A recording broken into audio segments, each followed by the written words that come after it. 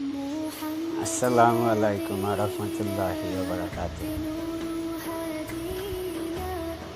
আজকে কথা বলবো, মিডিয়ায় অনেক মানুষ সালাম দিয়ে থাকে।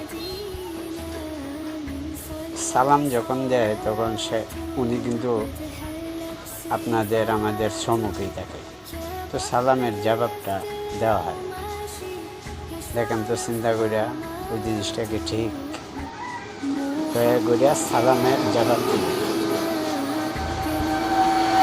তারপরে এই একটা বেমানি করা হয় রাসূলের লগে, আরেকটা বেমানি করা হয় নামের আগে পরে মোহাম্মদ দেওয়া হয়। মোহাম্মদ যে দিলাম আমার নামের আগে অথবা পরে, মোহাম্মদ জিনিসটা কি একটু চিন্তা করে দেখেন। আসলে কি মোহাম্মদের অনুসরণ আমাদের মধ্যে আছে কিনা?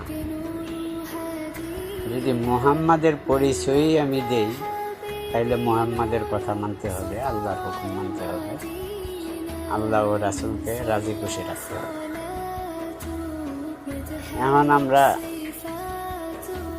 সমাজে দেখা যায় অনেক লোক মুখে আমার নাম বেশি।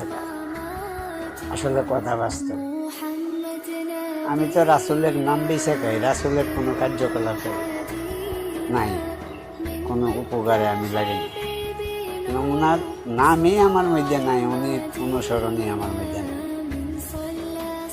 আমি কি করি আমার নামের আগে পিছে উনির নাম তুলে ধরি? যদি আমি আমার মধ্যে জ্ঞান থাকে, বিবেক খাটাই, তাইলে আসলে জিনিসটা কি ভালো হয় না খারাপ হয় একটু চিন্তা করে দেখবেন। আর রাসূল এরকমই জিনিস যে এই পৃথিবীতে ওনাকে সৃষ্টি করা না হইলে আমাদেরকে সৃষ্টি করা হইতো না, আমরা পৃথিবীতে আসতে পারতাম না, আল্লাহর ভালোবাসাও পেতাম না।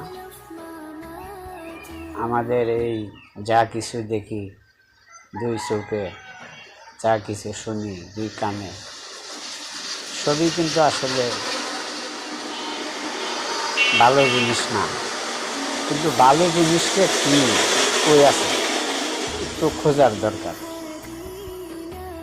একটু খুঁজে দেখি যে ভালো জিনিস কীরকম, রাসূল কী করতে বলছে, আমাদের কি করণীয়, কি করলে আল্লাহ খুশি হবে এবং রাসূল হাসর মাঠে আমাকে সাফায়াত করবে, আমার পক্ষপাতী হবে।